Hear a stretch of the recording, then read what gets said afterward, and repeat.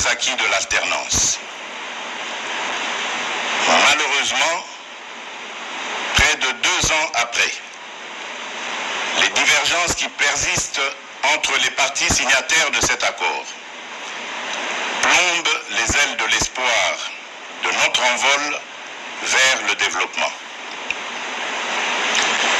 Portent notamment sur les questions relatives à la paix et à la sécurité nationale, à la Commission électorale nationale indépendante, à l'organisation des élections, à la gestion du portefeuille de l'État, à la territoriale, à la diplomatie, à l'indépendance de la justice et à l'instauration de l'État de droit qui sont un enjeu majeur pour notre nation.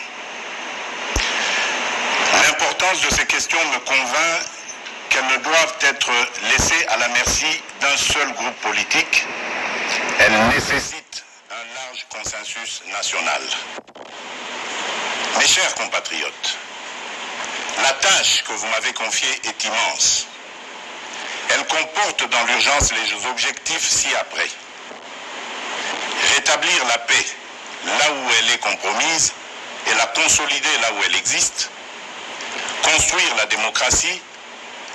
Organiser des élections crédibles dans les délais constitutionnels. Renforcer l'état de droit. Bâtir nos infrastructures. Assurer la santé à nos populations. Garantir l'éducation de nos enfants.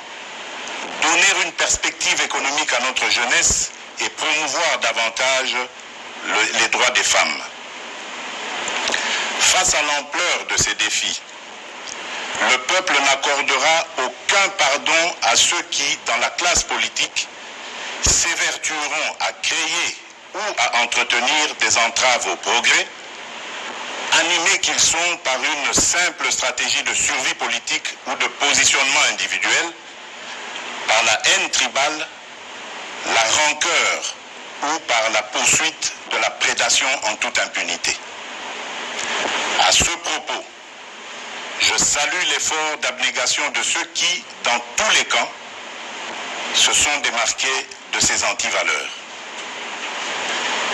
Mes chers compatriotes, l'état de droit que nous voulons vient d'être conforté par la prestation de serment de 3 juges constitutionnels, ce qui désormais assure à cette juridiction un fonctionnement régulier. Mes chers compatriotes, la restauration de l'état de droit dans notre pays n'est pas un leurre, mais le fruit d'une volonté politique, du reste coulée dans un programme de gouvernement tel qu'adopté par le Parlement. Il demeure vrai que sa mise en œuvre énerve certains nostalgiques, habitués à l'impunité et au traitement de faveur. Ceci étant, le partage des valeurs liées à l'état de droit et à la justice constitue la condition sine qua non de tout partenariat aux actions de mon mandat. Mes chers compatriotes, chaque année, plus de 2 millions d'enfants congolais naissent et s'ajoutent au nombre déjà important de notre population. Nous sommes individuellement et collectivement responsables de leur destin. Nous ne pouvons laisser leur avenir à la merci de pesanteurs ou écueils inhérents aux pratiques politiciennes qui retardent ou affaiblissent la réalisation du programme pour lequel vous m'avez élu.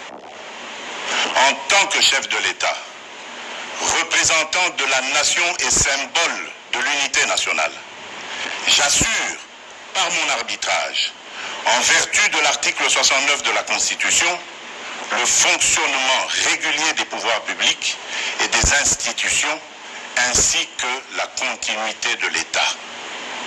Je réitère l'engagement de mon serment de ne jamais faillir à cette mission sacrée et de ne jamais trahir le Congo.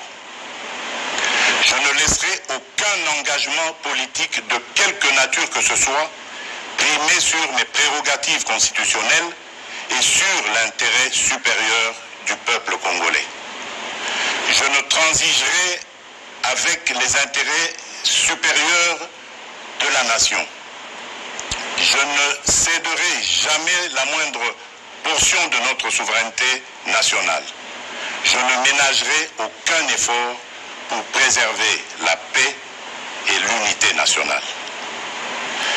Eu égard à ce qui précède, et considérant que le salut du peuple est la loi suprême, j'ai décidé d'entamer dès la semaine prochaine une série de contacts visant à consulter les leaders politiques et sociaux les plus représentatifs afin de recueillir leurs opinions à l'effet de créer une union sacrée de la nation autour des objectifs précités. Ces consultations visent la refondation de l'action gouvernementale autour des principes de participation à la gestion du pays. À l'issue de celle-ci, je reviendrai vers vous dans une nouvelle adresse pour vous faire part de mes décisions qui n'excluront aucun cas de figure. Debout, Congolais, prenons le plus bel élan pour un Congo fort, libre et prospère. Que Dieu bénisse la République démocratique du Congo. Je vous remercie.